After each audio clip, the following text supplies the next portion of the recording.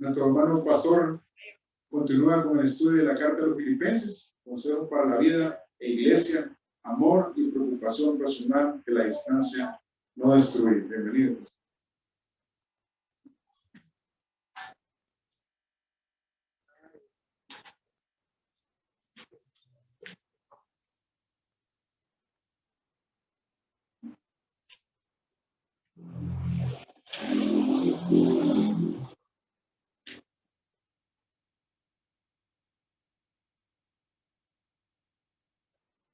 Voy a quitar el rosal. ¿Cómo están? En algunos lugares ya no se usa ayuda. En la Universidad Nacional Autónoma ya no se usa, pero no la han dado. Está bueno, sí. Leer, ¿verdad? Sí nos protege la mascarilla, pero Dios sobre todas las cosas, ¿verdad? Nos cuida y nos da. Yo quisiera, a nombre de toda la iglesia católica, pónganse en pie, por favor, María Marta también. Católico perdió a su hermano esta semana en San Pedro Sula, ¿verdad? Nelson, después de un cáncer grosero, como todos los cánceres son. Y ahí estuvimos dialogando con él, por el WhatsApp y todo. Todavía ese día que él murió, estoy orando por él en la madrugada. Católico reciba nuestra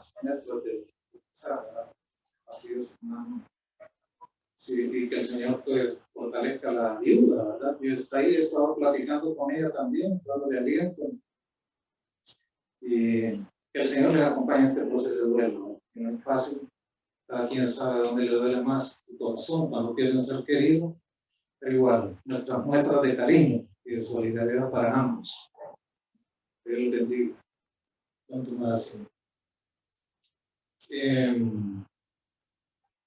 Hay un montón de cosas que no quisiera decir, ¿verdad? Hay que estar, ustedes recuerdan a la hermana Ángel Ortega, ¿verdad? Hay que estar orando por él, su situación de salud no es fácil, él se ha ido deteriorando poco a poco, él confía en Dios y yo también confío, toda la iglesia confía que el Señor lo va a levantar, ¿verdad? Y le pido a Dios que lo sane, que lo opere él, y que un día él pueda volver al púlpito a predicar, ¿verdad? Ese es nuestro anhelo. Entonces cae en su niña, que es su única hija, lo atiende, lo cuida, y está con él, ¿verdad? Y por eso no la ven aquí, pero así es esta vida, hermano, ¿verdad? Unos van cayendo, otros se levantan, unos se van, otros nacen. Y la vida no se detiene, ¿verdad? Igual. Y también, Alma, yo quisiera que te pusieras de pie con tu esposa. Nuestro hermano perdió también a su madre, allá en Orica, del mismo pueblo de Ana Rosa. ¿Dónde está Ana Rosa? La vi por aquí, ya se fue. Allá está, ¿verdad? Sí, reciba también nuestras muestras de pesar, ¿verdad? Porque también fue un momento difícil. Dice que a veces, hermano, cuando se muere el papá, como que no hay mucha bulla, ¿verdad? Pero cuando se muere la madre, hermano, se remueve todo el piso. Es que la madre, como en nuestra cultura, es como el centro de unión de todo, ¿verdad? Ahí está la amalgama de todo, la alegría, no sé, la visita del domingo alrededor de la mamá y todas las cosas. No es que el padre sea un plato de segunda, ¿verdad? Pero la verdad es esa. Y entonces, cuando se pierde la madre, es un dolor profundo. Siente con corazón. Y yo sé que usted está pasando su proceso de duelo, que le va a salir adelante también. Así que nuestro cariño y aprecio para ambos como familia y nuestra oración con ustedes también. Que Dios les bendiga. Así. Creo que hasta ahí, hermano, porque de diario hay un montón de cosas que decir e informar. Vamos a la palabra del Señor. Abra su Biblia en Filipenses 1:6. Esta sección del verso 1 al 11, el primer Filipenses, pues tiene dos apartados. La primera es la salutación, verso 1 y 2, y luego una acción de gracias que es del apóstol Pablo por esta iglesia.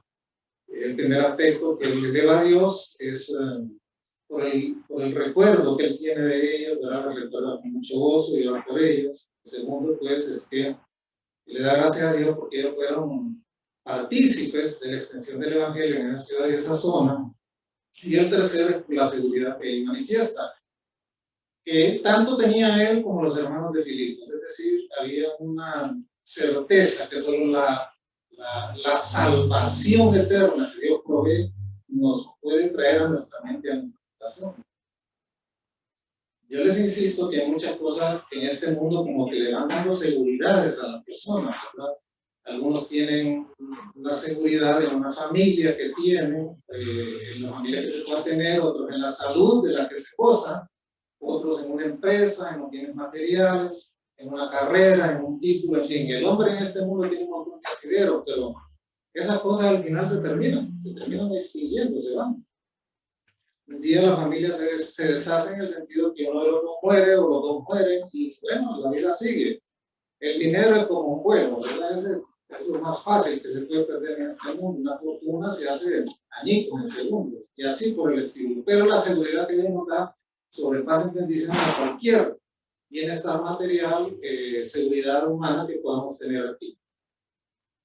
Hay un texto que yo quisiera añadir a esto. Hemos estado hablando de la figura del pastor, recuerdan, Cristo es el buen pastor. ¿Y por qué traer esa figura aquí? Porque esa figura del pastor está impregnada en todas las escrituras, desde Génesis hasta el Apocalipsis. Es más, la palabra de Dios dice que el Señor es nuestro pastor. Es el pastor y el obispo de nuestras almas, es el que está velando, el que está cuidando, el que está apacentando nuestras vidas, el que nos brinda los cuidados, las soluciones y las respuestas a todo lo que nosotros podemos vivir en este mundo.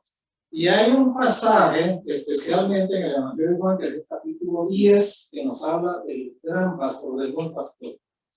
El domingo pasado leímos el San Juan 3, el verso 18, San Juan 10, el verso 3.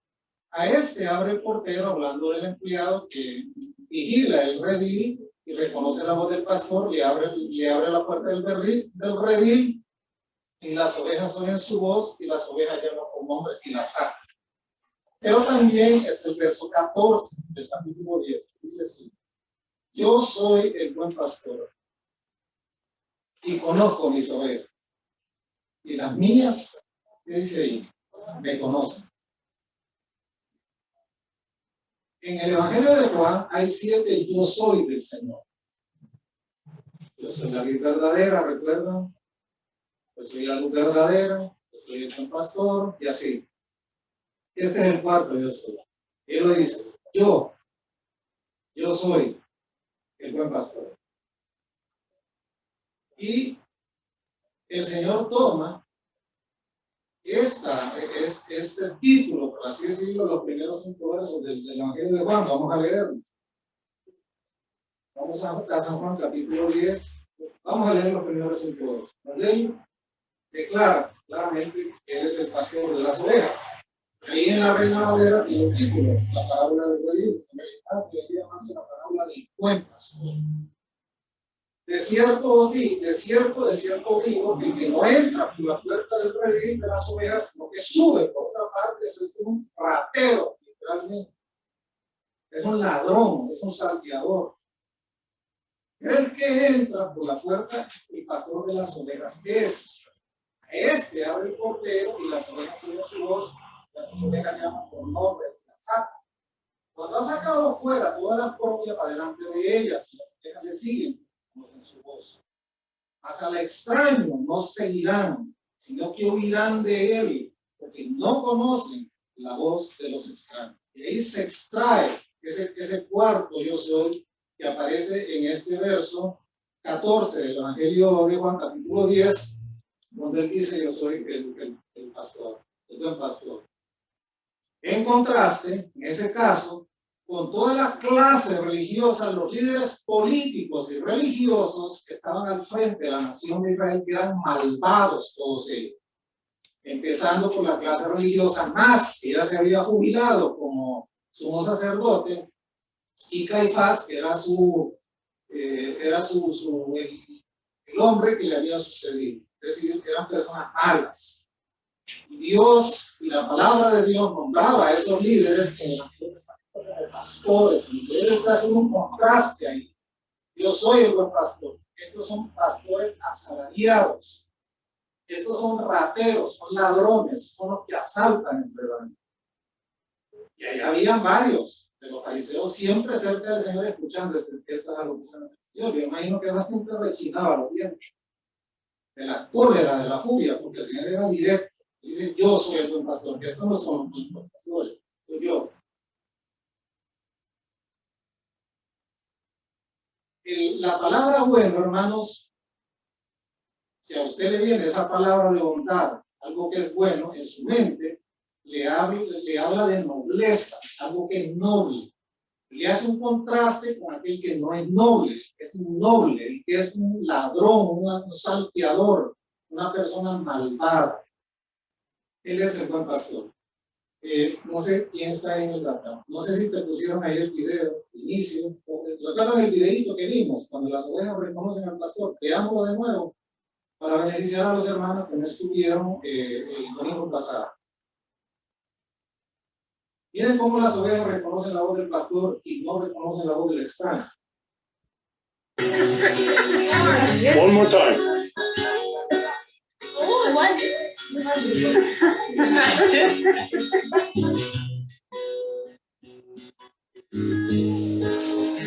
Oh,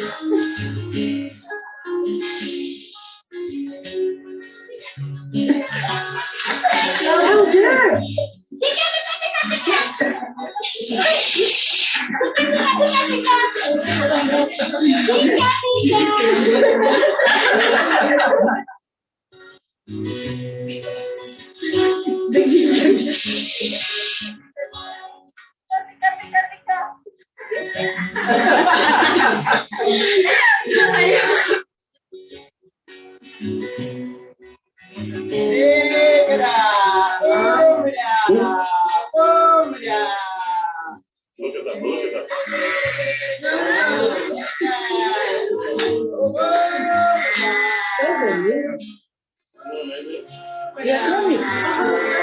my God.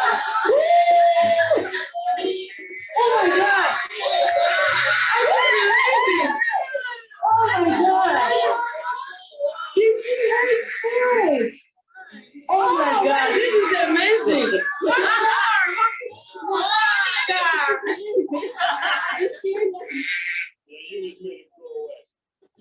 God. Was that cool or what? Oh. You never have the same thing.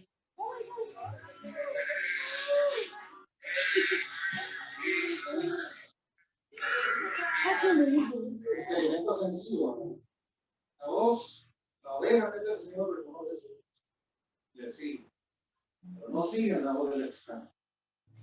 Un falso pastor, las ovejas nunca lo van a seguir, las que son del Señor. Pueden seguirlo ovejas espurias, que buscan otras cosas, que son seducidas con el cambio, con un pastor verdadero. Una oveja del Señor nunca va a dejar de seguir. Amén. Qué lindo el ejemplo, ¿verdad? Clarísimo.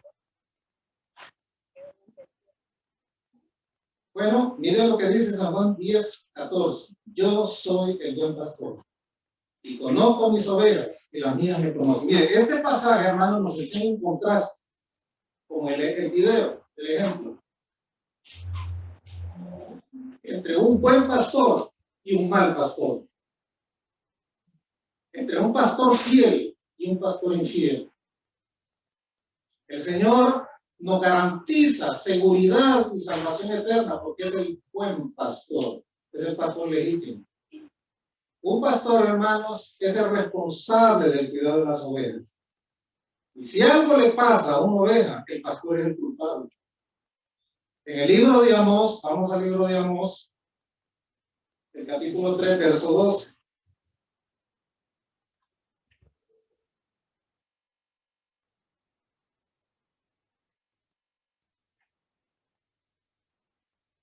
Miren lo que dice aquí.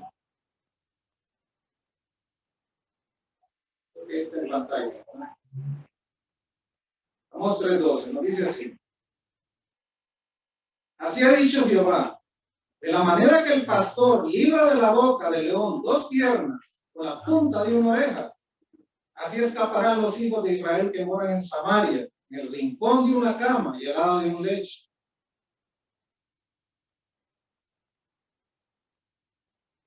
Si al pastor se le perdió una oveja con la incursión de una fiera, de un lobo, de un oso, de un león, el pastor estaba obligado a sacarle de la boca al león por lo menos 2 piernas, o por lo menos la punta de una oveja.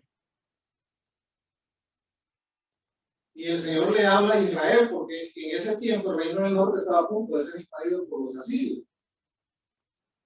El Señor le dice a Israel, en medio de esa crisis que está relatando ahí Amós, le garantiza a Israel que por lo menos él, como el pastor de Israel, va a hacer lo mismo que hace el pastor cuando pierde una oveja en la boca de un león. Va a sacarle de la boca del león, de la fauce del león, por lo menos 2 piernas, por lo menos la punta de una oreja. Le está diciendo ahí, yo voy a dejar un remanente, escondidito al lado de un lecho, de una cama. Pero yo voy a preservar un grupo de ovejas de Israel. La ley también advertía acerca de un descuido del pastor en relación con perder una oveja. Vamos a ver Éxodo 22:3.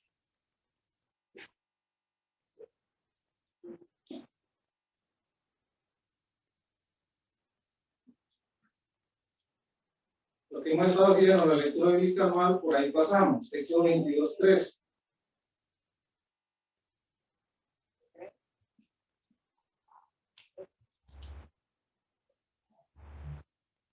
Lo tienen ahí, ¿verdad? En sus pantallas y en sus vídeos. Vamos a leer desde el 10. Mire esta sección de las leyes de restitución. Está detallado ahí en el capítulo 22, en la Reina Valera se la titula leyes de restitución. Mire lo que dice aquí. Si alguno hubiera dado a su prójimo asno, o buey, u oveja, o cualquier otro animal a guardar, y éste muriere, o fuere estropeado, o fuese llevado sin verlo nadie, juramento de Jehová está entre ambos, o sea, entre el que guardó el animalito y el que se lo dio a guardar. De que no le metió la mano a los bienes de su prójimo. Entonces el dueño lo va a aceptar y el otro no va a pagar nada. Más si le hubiera sido hurtado, resarcirá el dueño, le pagará el animalito que le debe guardar. Y si lo hubiese sido, esto es lo que me interesa, y si lo hubiese sido arrebatado por fiera, te traerá testimonio y no pagará lo arrebatado. Lo que dice aquí, hermanos, es que si un pastor perdía una de las ovejas del rebaño, tenía que traer un testimonio, tenía que traer una prueba de que la oveja estaba muerta y que había sido imposible impedir que la oveja se muriera. ¿Recuerdan Jacob cuando cuidaba las ovejas de Labán? ¿Qué les dijo? Cuando le reclamó, ya cuando lo mató de seguido, cuando ya salió con toda su familia. Si yo perdía algo en las ovejas, tú me lo cobrabas. Ese era mire, la tarea del pastor en el Antiguo Testamento, bueno, en toda la tierra de Israel, en Palestina tenía esas excepciones. Si una oveja se la llevaba una fiera y usted no le sacaba a la fiera 2 patas o la punta de una oveja, ese era el testimonio que tenía que traer como prueba de que la oveja estaba muerta. Y entonces, de lo contrario, se la cobraba. O sea, no había justificación para eso. Es tremendo esto, hermano. Cuando David fue a visitar a Saúl la primera vez con el problema de Goliat, ¿se acuerdan? En realidad estaba en estrecho. Los filisteos tenían un ejército numerosísimo y tenían un paladín que se llamaba Goliat, lo recuerdan. Entonces le dijo, los hermanos de David habían ido a la guerra, los mayores. Le dije al papá, bueno, mira, te voy a hacer un atado, hay unos quesitos, algunos panes, al jefe de cuadrilla le vas a dar parte de esto y el resto para tus hermanos. Y me traes informe de cómo están, o sea, si no les ha pasado nada, si no están heridos, y todo lo demás. Entonces fue David por primera vez al campamento de Israel y habló con Saúl. Vamos a ese texto, a 1 Samuel 17, 34, 36. El antiguo de Éxodo.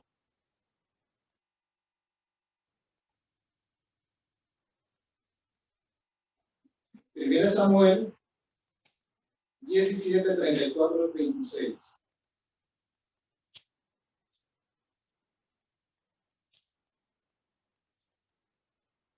Hay una entrevista con Saúl, dice, David le respondió a Saúl, tu siervo era pastor de las ovejas de su padre. Y cuando venía un león o un oso y tomaba algún cordero de la manada, salía yo tras él y lo hería y lo libraba de su boca. Y si se levantaba contra mí, yo le echaba mano en la quijada y lo hería y lo mataba. David era un hombre fuerte, un muchacho en ese tiempo, y no es el David afeminado que presentan en las series de televisión.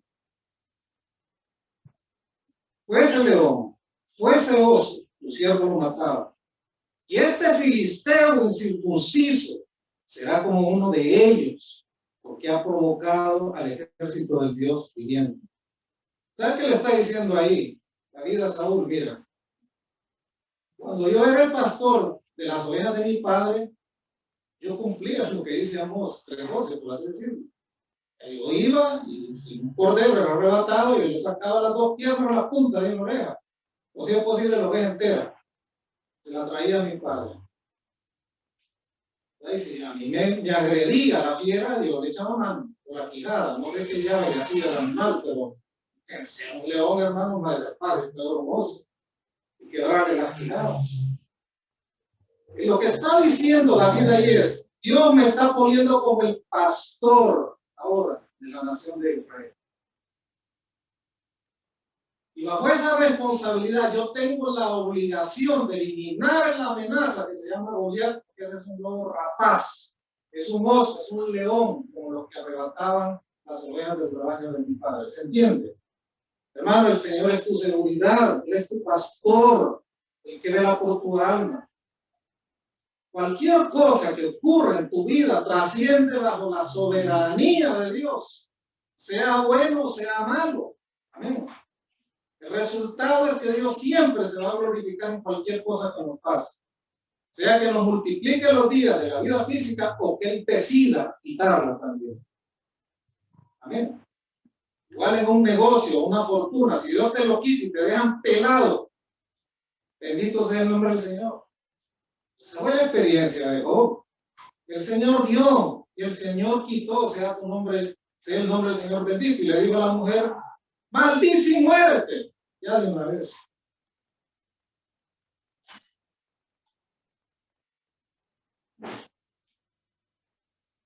Póngame ahí a Thompson, hay una imagen. Este hombre, yo hablé de él el domingo pasado, es autor de un libro que se llama La Tierra y el Libro. Si lo pueden descargar en la red, pues sería bueno, porque este hombre conoció mucho el tema del pastoreo y los pastores en esas tierras.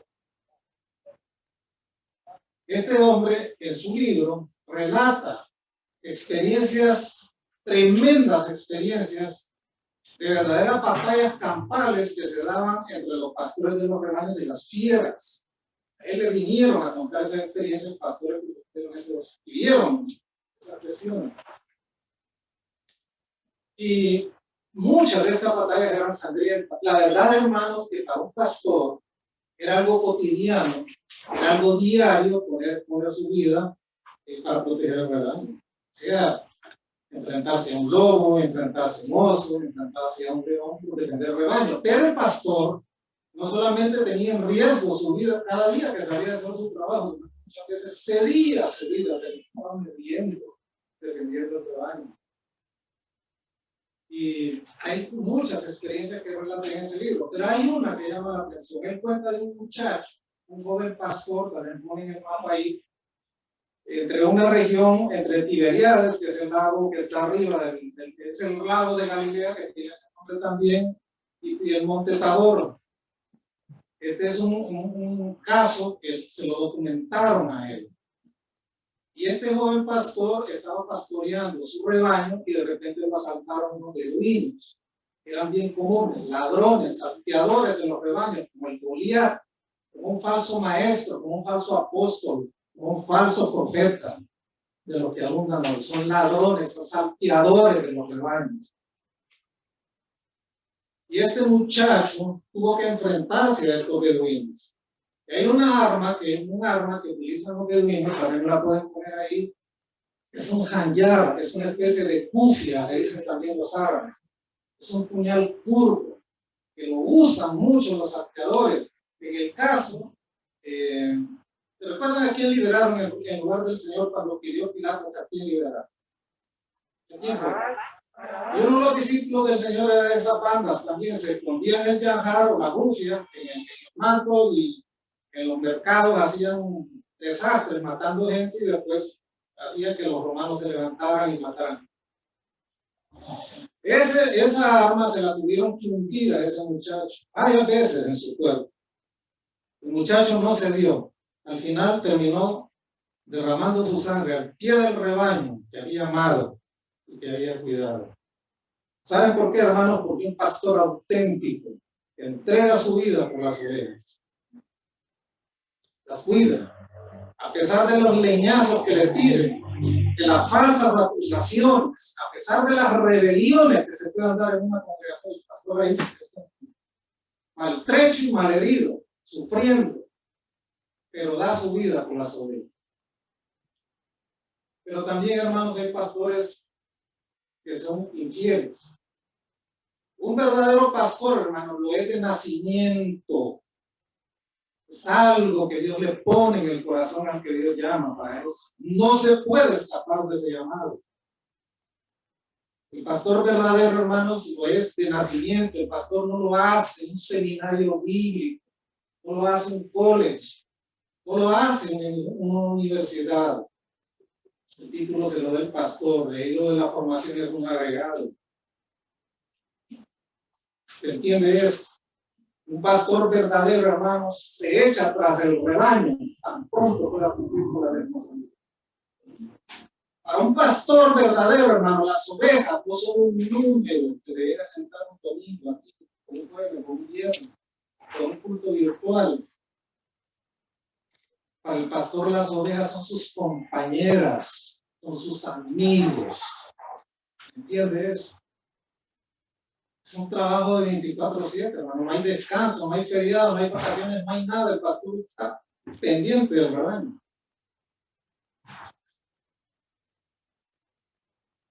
Es como una segunda naturaleza en el pastor, que se preocupa más por los intereses de las ovejas, muchas veces, que por los sacrifica muchas cosas, incluso en la familia.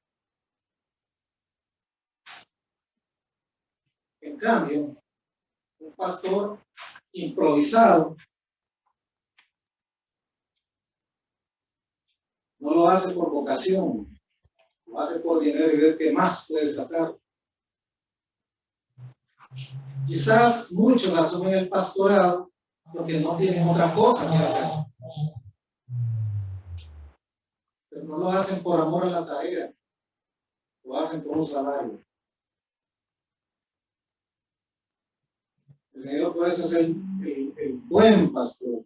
Su vida dio por las ovejas. Por eso las ovejas las conocen. Y sus ovejas le siguen. Amén. Digamos, detrás, atrás.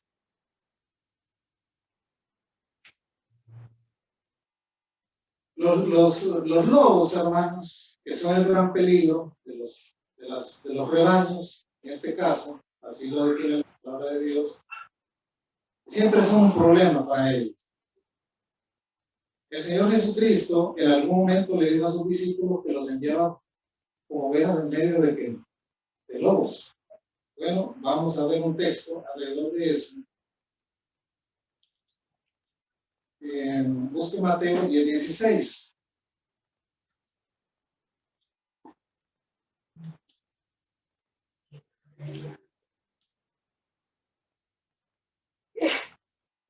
Salud.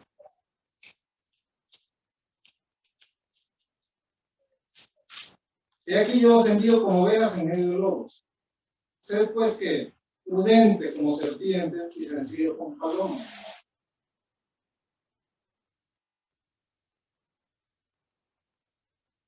Los lobos siempre andan buscando a los creyentes verdaderos, las ovejas verdaderas, y siempre andan procurando destruir la iglesia. Siempre. El Señor le dice a sus discípulos: ustedes van a enfrentar hostilidad, y peligro espiritual. No crean que las cosas les van a sonreír siempre, siempre van a haber peligros contemplados. Y también el apóstol Pablo, cuando se despide de los ancianos de Éxodo, de la iglesia de Éfeso, en Hechos, también les advierte y le dice: después de que yo me vaya, después de que el Señor me hiere, después de que yo me muera, en otras palabras, van a entrar lobos rapaces que no van a perdonar el rebaño. Vamos al libro de Hechos 20:29.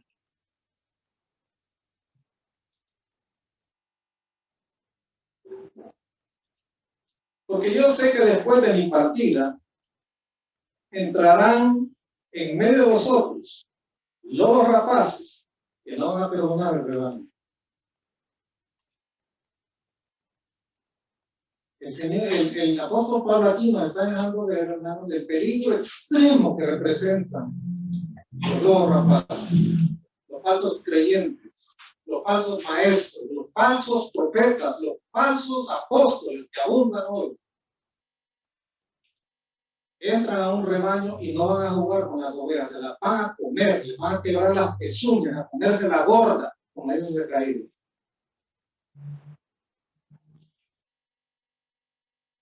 Bueno, vamos a hablar de ese texto en Zacarías 11:16.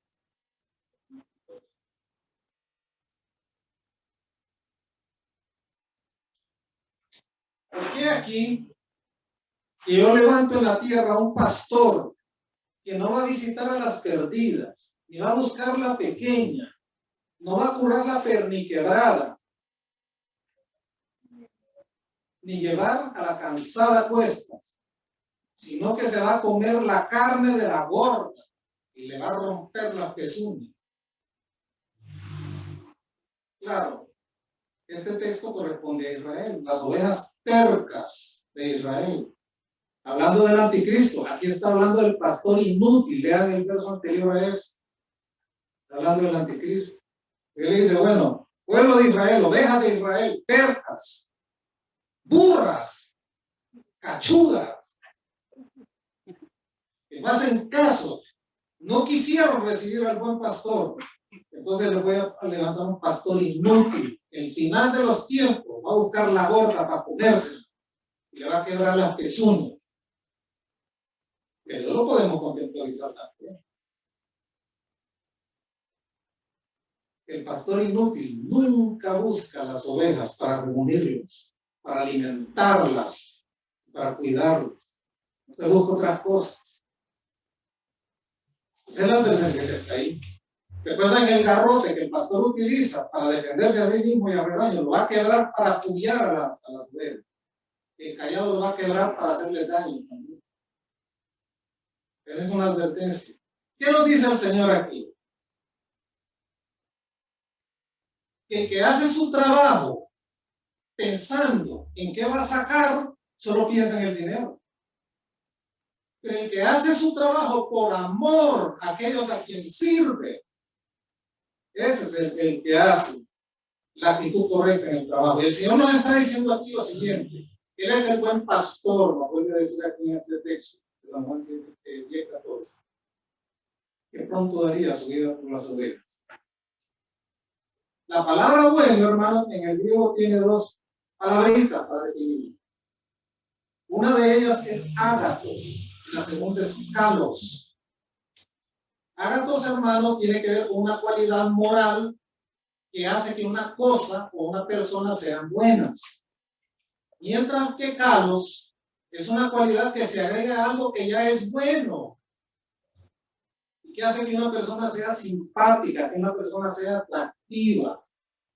Entonces, si ustedes han oído decir que esa persona es bellísima, es una bella persona, ¿han oído ustedes los términos?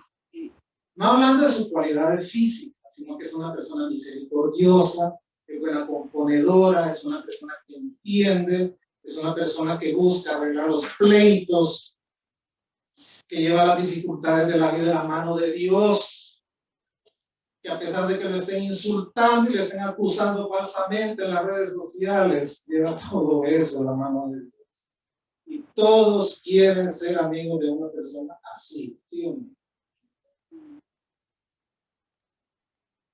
Cuando la palabra de Dios en el Evangelio de Juan capítulo 10 define a Cristo, describe a Cristo como el buen pastor, usa el término kalos, porque Cristo ya es bueno por esencia.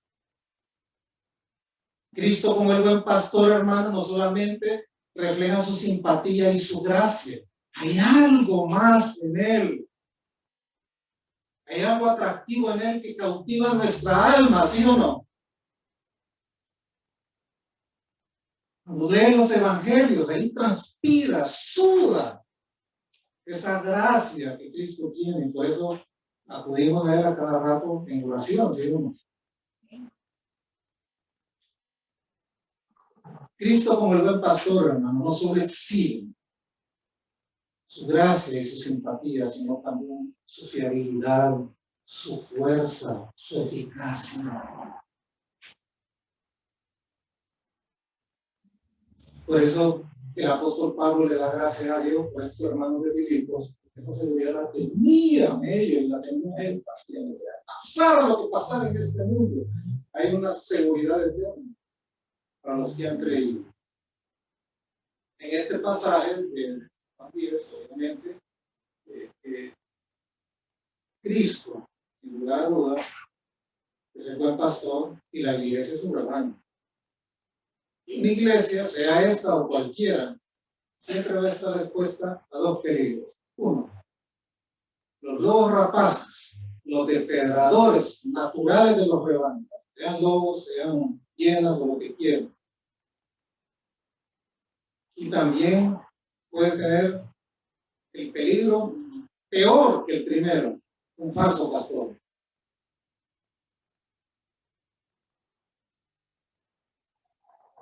La verdad, hermano, que la iglesia siempre va a estar bajo el fuego tupido de los enemigos externos. Siempre vamos a tener enemigos externos.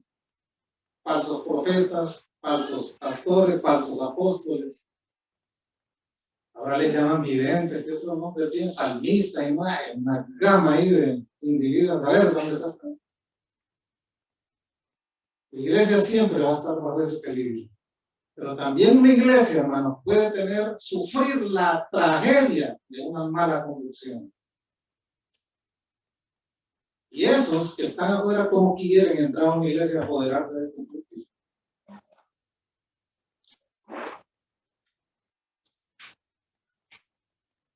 Un falso pastor ve su vocación como una carrera y no como un camino al servicio. Un pastor genuino, verdadero, de llamado, va a elegir todas las barreras que él disponga para evitar que los robos entren a un rebaño. En lo que enseña, en lo que predica, advirtiéndole a los hermanos, no hermano, no es así, no es así, no. Siempre va a edificar barreras para impedir que los que quieren entrar a despotricar a un rebaño entren. A un falso pastor no le interesa eso, abrir las puertas de par en par, que vengan todas las tendencias y todo lo que anda allá afuera, todo lo que yo quiero que esta iglesia crezca y se llene ahí. Eso es una tragedia. Porque un pastor improvisado, que no tiene llamado, no le interesan a su vida, le interesan otras cosas. Por eso es que el gran reto, hermanos, en las iglesias actuales es tener líderes que sigan el ejemplo de Cristo. Y eso no es fácil. No es fácil. Pero una iglesia sana doctrina en este mundo tiene un montón de contradicciones, tiene dos pasos de salir adelante. Se crece y a gotito, y a poquito. Mañana puedo abrir ahí las trancas y como les digo, hagamos uno de colores aquí, voy un montón de cosas. Así, ¿no? No es así. Gálatas 4:9. Estamos aprendiendo, hermanos. Amén. Gálatas 4:9.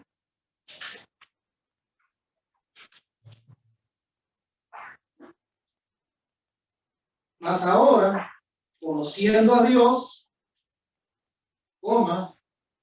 y retrocede el apóstol Pablo en la progresión del pensamiento y dice,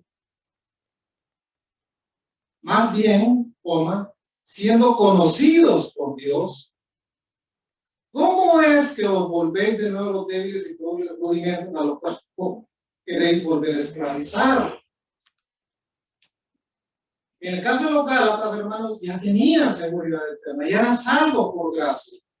Estaban inscritos en el libro de la vida del Cordero, estaban progresando bien en la fe. Solo fue que el pastor Pablo saliera un rato a atender otras iglesias y de regreso había un desmadre en esa iglesia. Ya le habían abierto la puerta a los judaizantes, ya que estaban teniendo unas mezclas de ley y gracia, etc.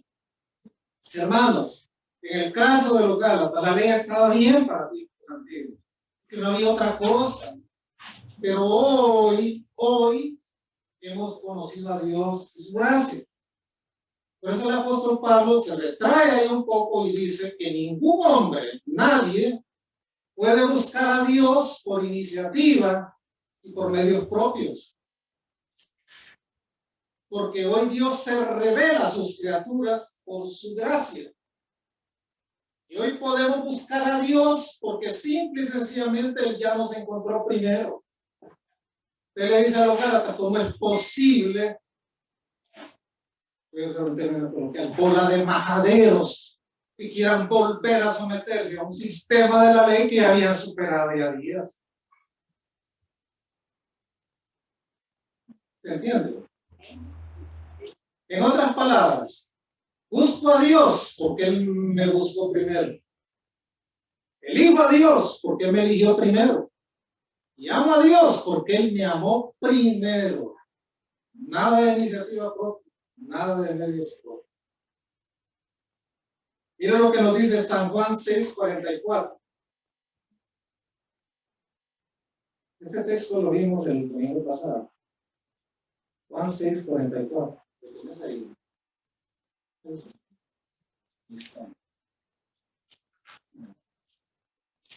Juan 6:44. Ninguno solo puede venir a mí si el Padre que me envió no le trajere, yo le resucitaré en el día posterior. Voy a decir lo que dije el domingo pasado. Esta aseveración del Señor, de la boca del Señor, porque es Él que me está diciendo Jesucristo, contradice ese principio que le llama la gracia previa. ¿En qué consiste la gracia previa? Consiste en lo siguiente. Dice textualmente que la capacidad para poder creer en Cristo está disponible para todos los hombres. Pero el hombre, hermano, no tiene libre albedrío. El hombre es un esclavo del pecado. El hombre está en un estado de depravación total. Por lo tanto, el hombre está imposibilitado para poder creer en Cristo, al menos que Dios le faculte para hacerlo. Que Dios le dé la gracia de poder creer en Cristo. Busco a Cristo porque Él me buscó primero, esa es mi seguridad. Vamos también a San Juan 15:16. Me encanta ese texto. Bueno, vamos a leerlo aquí para leer. San Juan 15:16. ¿Cómo se llama el título de la Reina Valera de este capítulo? Jesús la Virgen verdadera. Yo soy la Virgen verdadera. ¿Recuerdan? Bueno, ese es el quinto yo soy, precisamente, que se encuentra de los 7 en el Evangelio de Juan. Mire qué enfático es lo que el Señor dice. Dando la elección. No me elegisteis vosotros a mí. ¿Qué dice después? Sino que yo os elegí a vosotros. Ahora, ¿para qué? Y os he puesto ¿para qué? Para que llevéis fruto. Y vuestro fruto que permanezca. Para que todo lo que pidiereis al Padre en mi nombre, Él os lo dé. ¿Qué está diciendo aquí el Señor? Que uno de los grandes propósitos de la elección soberana de Dios es que el creyente que ha sido bendecido con la revelación y el entendimiento de la gracia pueda producir fruto espiritual abundante para la gloria de Dios. O sea, Dios me ha elegido a mí soberanamente, por supuesto, para ser salvo, para ir al infierno, pero también para rendirle fruto. Hay un compromiso entre, ahí sí entra la responsabilidad humana. ¿Cómo se manifiesta ese fruto espiritual? En primer lugar, actitudes piadosas. ¿Qué actitudes piadosas podemos enumerar? Bueno, en primer lugar, entre otras, leer la Biblia. Eso es una actitud piadosa. Orar es una actitud piadosa, ¿o no? ¿Qué otras actitudes piadosas tenemos? Perdonar.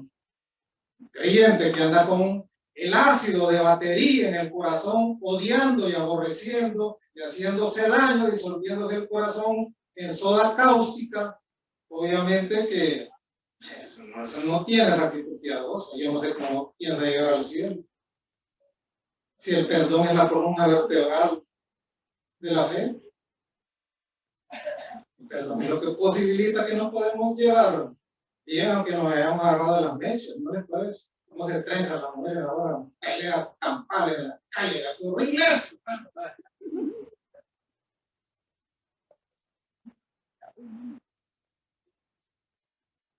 ¿Qué otras actitudes piadosas hay? Podemos enumerar un montón.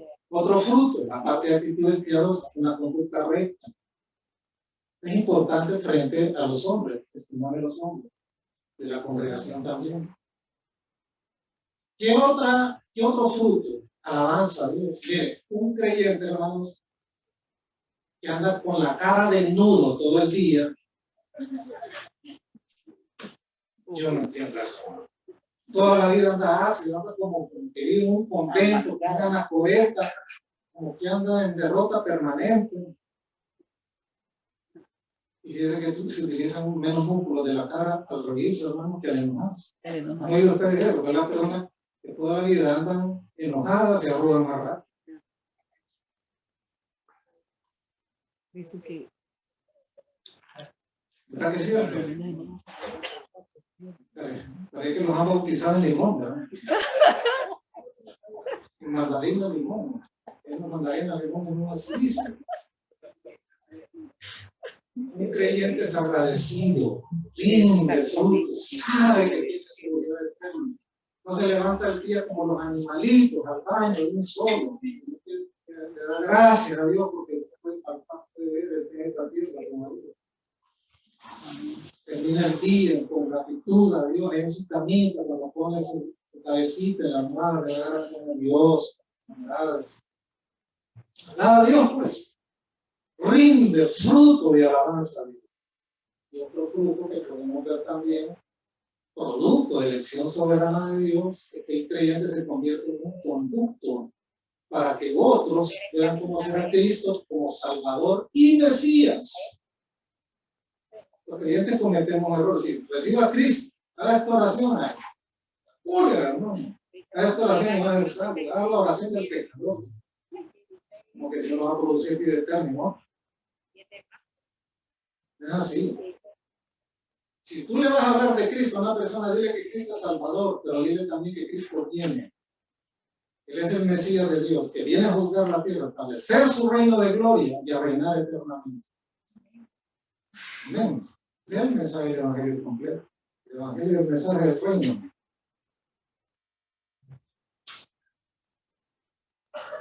Vamos a Gálatas 3. No, antes de eso, vamos a 1 Juan 4:19. Vamos a leer en pantalla. Amamos al Señor porque Él nos amó primero. Primero de Juan 4:19. Mire qué compleja la palabra es contundente. En el texto de San Juan 15 que acabamos de leer, dice claramente que el Señor les elige, no nosotros. Ahí lo dice, ¿sí o no? Mire lo que dice aquí. Nosotros le amamos. ¿Por qué? Porque Él nos amó primero. El amor de Dios, hermanos, es nuestra seguridad en medio del juicio. A veces cuando pecamos y hacemos lo malo, lo incorrecto, delante de los ojos de Dios y lo hacemos con mano alzada, a sabiendas, ¿por qué razón Dios no nos consume? porque su amor es nuestra seguridad en medio del juicio. ¿Por qué has logrado sobrevivir odiando a la persona con la cual convives si eres un hijo de Dios y Dios no te consume? Y con suma justicia ya te hubiera consumido y contado la vida y llevarte de la tierra pequeña, que el amor de Dios es tu seguridad. Un día Dios va a tratar con tu corazón y te va a obligar a soltar el rencor y el odio que tienes hacia tu prójimo. Hasta que lo sueltes. Serás libre. Vamos a decir amén a eso. Bueno, y si vamos a Gálatas 3 del 1 al 3. Sientan el regaño del apóstol Pablo ahí, hermano. Encarnémoslo. Que está bravo el apóstol. Y los Gálatas pencos, les dice, insensatos. Los Gálatas insensatos, torpes. Y no es insensatez, hermano, de falta de sabiduría. ¿Sabe qué le está diciendo el apóstol Pablo a los Gálatas? Gálatas desobedientes, le está diciendo. Literalmente eso es lo que dice, Gálatas desobedientes. ¿Quién los fascinó? ¿Quién los engañó para no obedecer a la verdad? A vosotros, ante cuyos ojos Jesucristo fue presentado claramente entre vosotros como crucificado, digamos. Siguiente. Esto solo quiero saber de vosotros. ¿Recibiste el Espíritu por las obras de la ley o que lo leí con fe? El 3. Tan necios sois, tan torpes sois, habiendo comenzado por el Espíritu, ahora vais a terminar por la carne. O sea, todo lo que yo hice aquí desde que fundé esta iglesia y les enseñé de la gracia de Dios, lo van a echar por la borda. Se van a ir a meter con un montón de judíos, unos locos que andan ahí con los colochitos, ¿verdad? Y dice que le buscan la genealogía, usted es López y dice que es judío. Separtista, y le hacen un rollo ahí, el asunto que los meten en la canasta y le hacen, lo obligan a pensar que es judío. Más o menos eso era lo que andaban por ahí.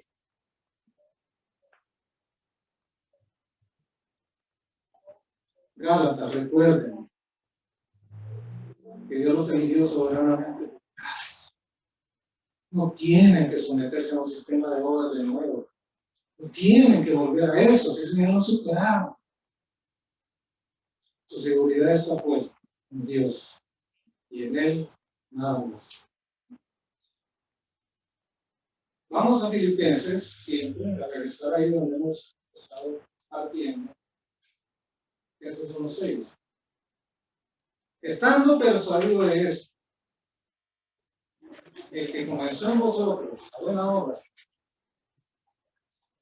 la va a perfeccionar hasta el día de Jesucristo.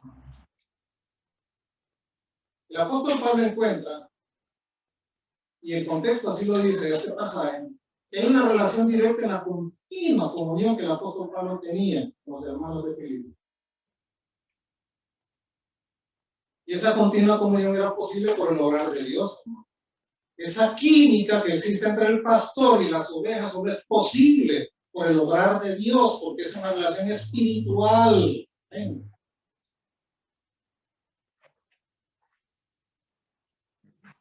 Y el apóstol Pablo por eso estaba convencido que esa buena obra, que Dios había comenzado, esa buena obra de salvación, que Dios había comenzado en la ley de los filipenses, que era permanente y era real. Y aparte de tener un carácter espiritual y soteriológico, a futuro, una seguridad eterna, también lo era práctica porque mostraba frutos de justicia. Entonces el apóstol Pablo estaba contento con esa gente de Filipos y mostraban frutos, actitudes piadosas, conducta correcta, manifestaban alabanza a Dios y conducían a otros a Cristo como Salvador y Mesías. Y miren la tercera frase del verso 6. La perfeccionará hasta el día de Jesucristo. Esa frase, hermanos, en el original es esa realidad. Y nos muestra que esa buena obra tiene un carácter progresivo.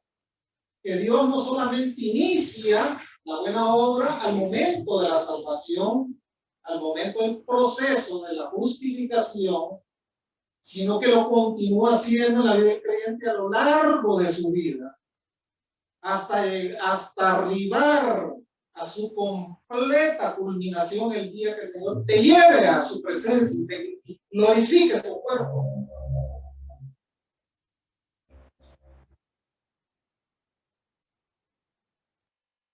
Un día esta buena obra que Dios ha comenzado en tu vida y en mi vida, hermano, va a llegar al puerto eterno.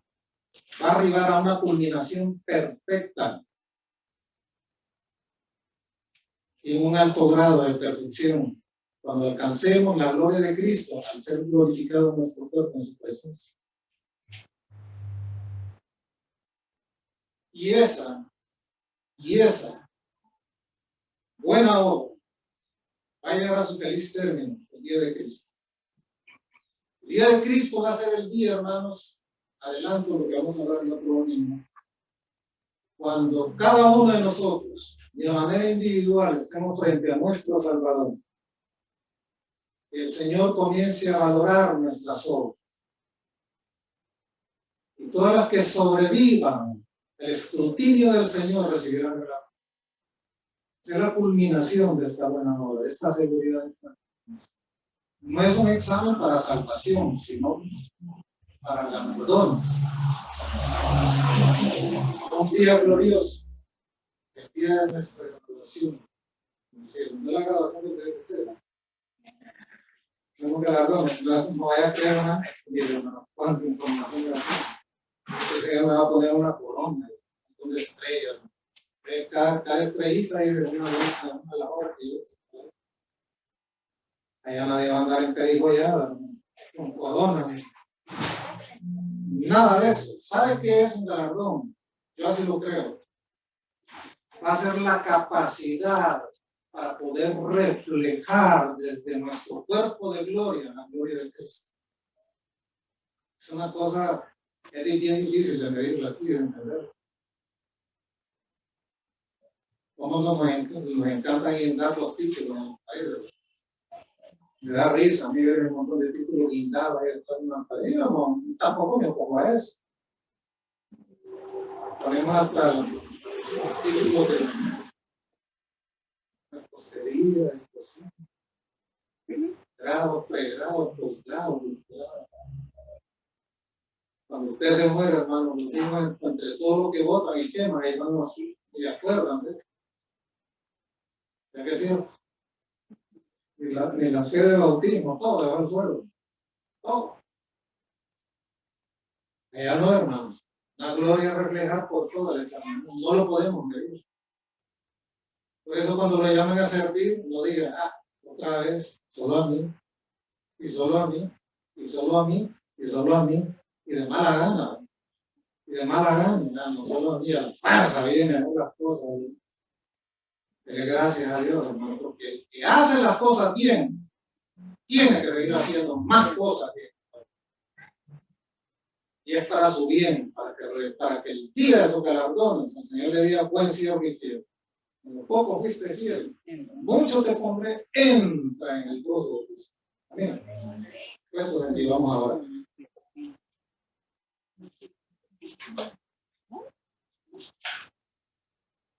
Y voy a orar antes del mensaje se me olvidó, hermano, que moreno. Pero bueno, vamos a orar. Ahí eso, ¿no? Bueno, vamos a orar. Señor, te damos gracias por la bendición de poder estar en tu casa. Hemos sido edificados este domingo, Padre, del mensaje de la hermana una de las 9:10. Permite que tu palabra penetre, Padre, como el aceite entre en la médula del hueso.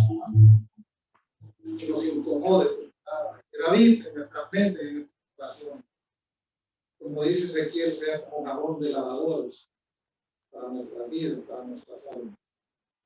Que alcancemos cada vez más a la perfección por el trabajo de tu Santo Espíritu en nuestro corazón. Yo ruego, Padre, que suplas el consuelo y la aceptación profunda en el corazón de los que han perdido sus seres queridos.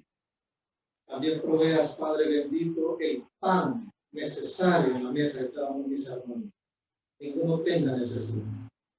Permite que tus hijos tengan estabilidad laboral, que tus hijos puedan emprender negocios y empresas, que todos los días se les porteros. No se les olvide que todo lo que reciben desamparemos tu casa, Padre, sino que la veamos provista de toda suerte de bien, porque así nos prosperas y nos bendices. Trae salud a los cuerpos enfermos. Trae también, Padre bendito, sanación de las relaciones quebrantadas, a los imposibles, al que se le hace imposible perdonar, dale la gracia que pueda perdonar, que pueda olvidar y pueda, Padre bendito, iniciar una nueva oportunidad, que solo tú puedes dar en base al don que tú mismo mostraste. Ayúdanos, Padre, y te damos las gracias, porque así como el apóstol Pablo agradeció por la seguridad eterna brindada a él y a los hermanos de Filipo, porque disfrutamos también de esa seguridad eterna. Esta vida, en el nombre de Jesús, amén.